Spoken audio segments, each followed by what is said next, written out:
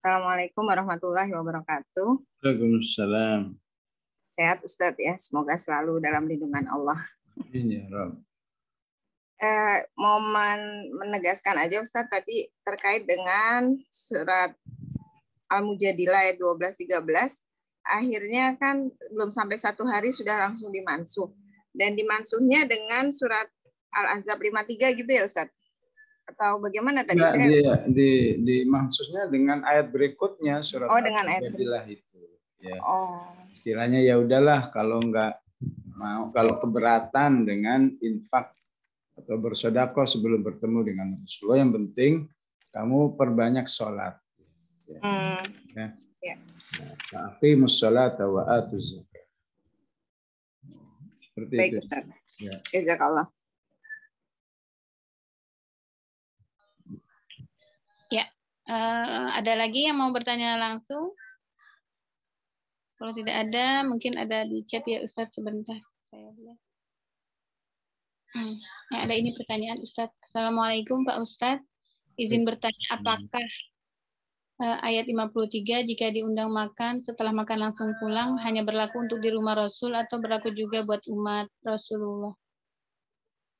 Ya, secara umum berlaku bagi umat.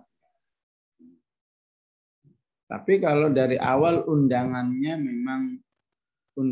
memang bukan semata-mata makan, ya tentu beda. Ya. Ini undangannya rapat. Rapatnya jam berapa? Jam 12.30. Pas dengan makan siang. Jadi undangannya rapat, tapi ada sesi makannya. Ya otomatis nggak berlaku ayat ini. Ya. Diundang rapat, ya makan tambahannya, maka ya, nggak berlaku habis makan pulang, itu harus rapat dulu. Juga nggak berlaku bagi yang memang dia membuka diri, ya membuka diri, ya. Tolong nanti habis makan jangan pulang dulu ya, kita ngobrol-ngobrol dulu misalnya. Ya. Dan kita yakin ini sebuah ajakan serius, bukan ajakan basa-basi. Tentu ini enggak berlaku. Jadi intinya berlaku untuk kehidupan umat Islam, ya, ketika ada unsur inna dzalikum kana yu'dzin nabiyya. Ada unsur mengganggu. Artinya apa? Pentingnya kita cerdas, ya, di dalam menilai saudara kita ketika kita bertamu. Kira-kira saudara kita ini terganggu nggak atau justru senang nggak? Kalau senang ya silakan, tapi kalau mengganggu juga enggak.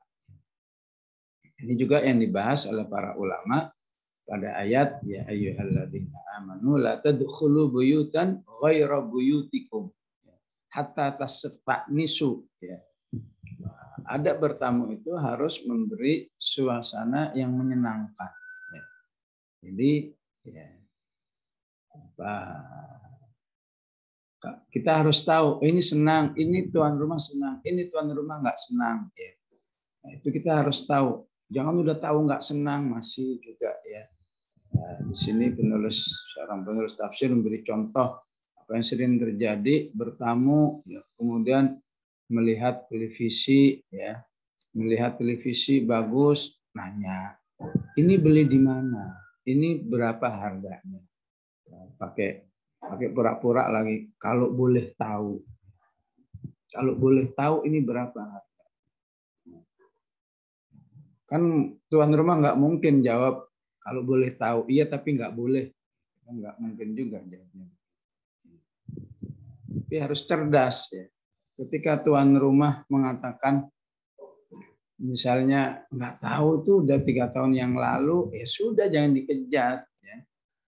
Jangan masa baru 3 tahun sudah lupa. Coba diingat-ingatlah di kisaran berapa, itu yang nggak boleh, itu yang jelas mengganggu, ya.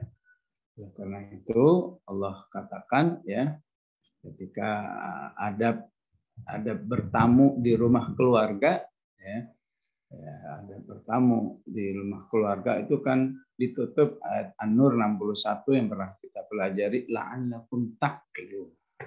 Biar kamu cerdas. Cerdas secara moral ya. Moral, tahu ini yang mengganggu, ini yang nggak mengganggu, ini yang boleh, ini yang nggak boleh. Ya. Sangat berbudaya. Baik, Allah a'lam. Jazakallah khair Ustaz. Ya, atas jawabannya. Ustaz, ada lagi satu pertanyaan. Ya, satu. Ya. Begitu banyak salawat untuk Rasul, salawat apa yang utama yang harus kita baca?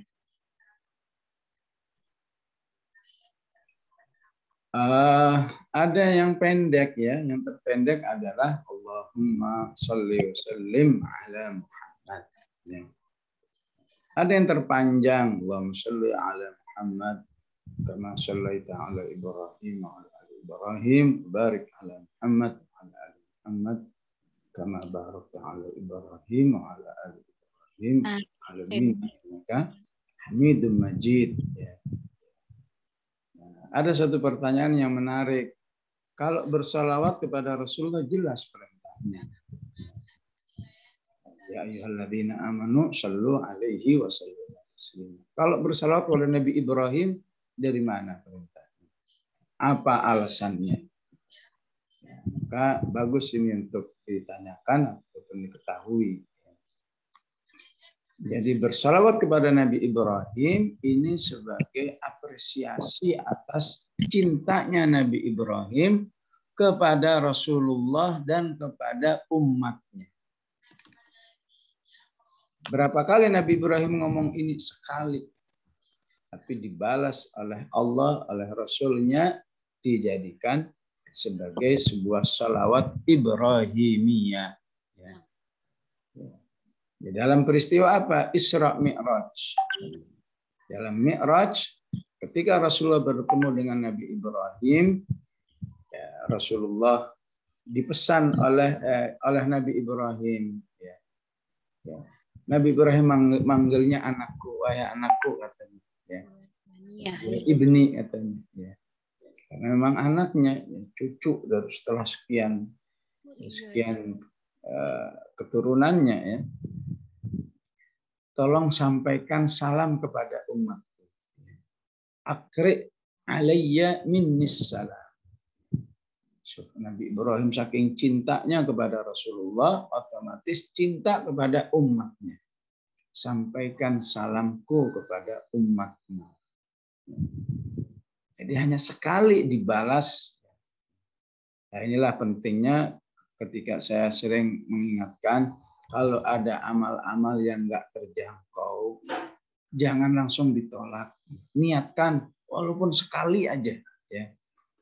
Kadang-kadang saya ingin sekali, ya, semua orang beriman atau semua orang yang ngaji ini bisa membaca tahlil 100 kali tiap pagi.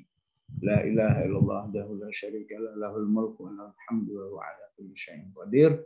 Tapi ya namanya manusia, ya Allah setelah kapan waktunya, waktu pagi itu repot, ini.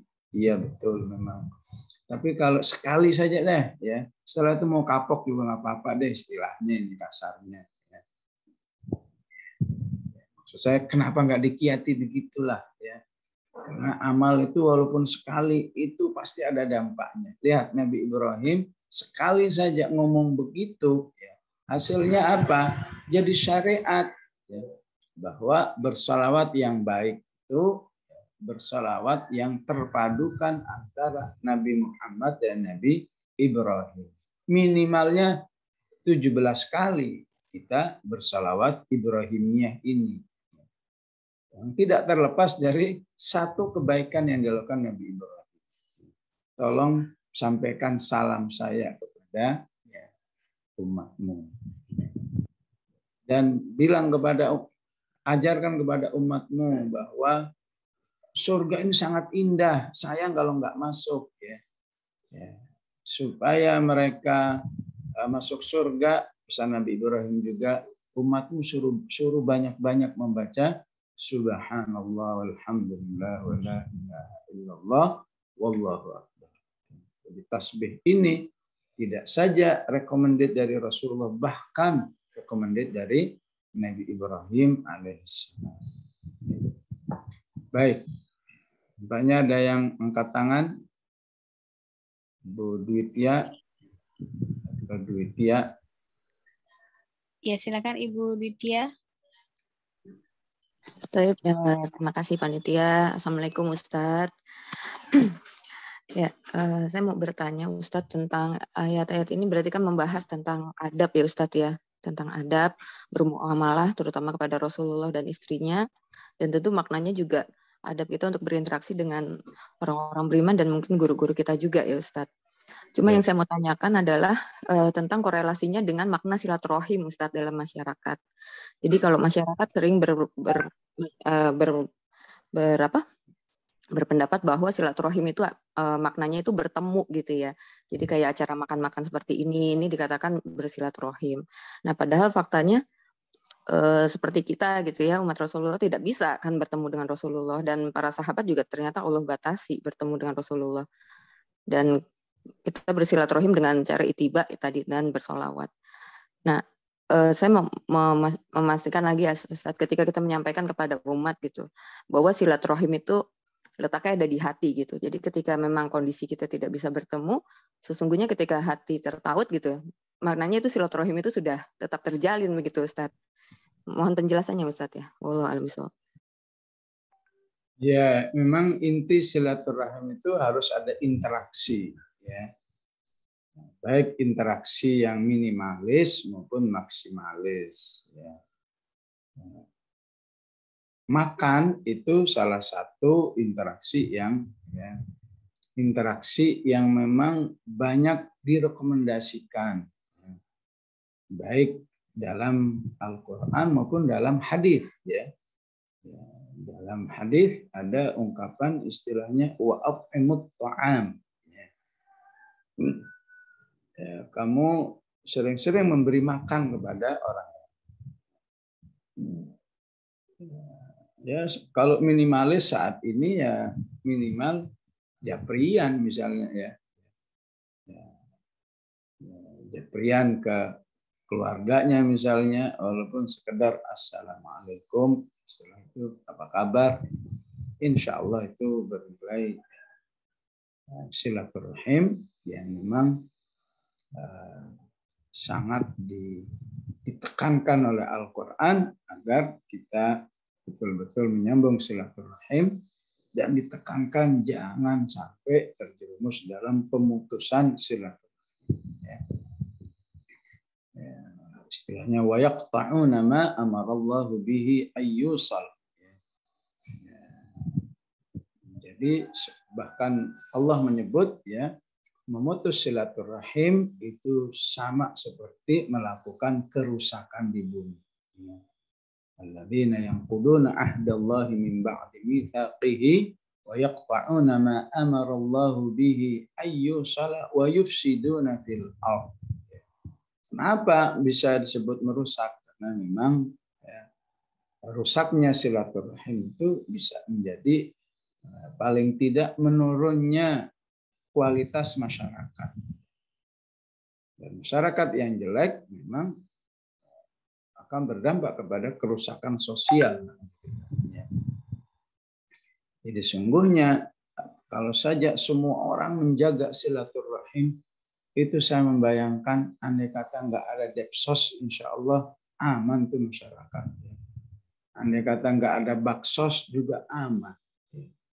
Andai kata nggak ada istilahnya rumah yatim piatu aman, karena semua orang merasa terpanggil untuk mempertahankan ya, untuk memberi perhatian kepada kerabat-kerabatnya, pada handai tolannya dan lain sebagainya. Tapi bisa jadi memang lebih baik ya. Ya, walaupun demikian masih ada apakah depsosnya, baksosnya, hiasan sosialnya dan lain sebagainya untuk memberi penjagaan.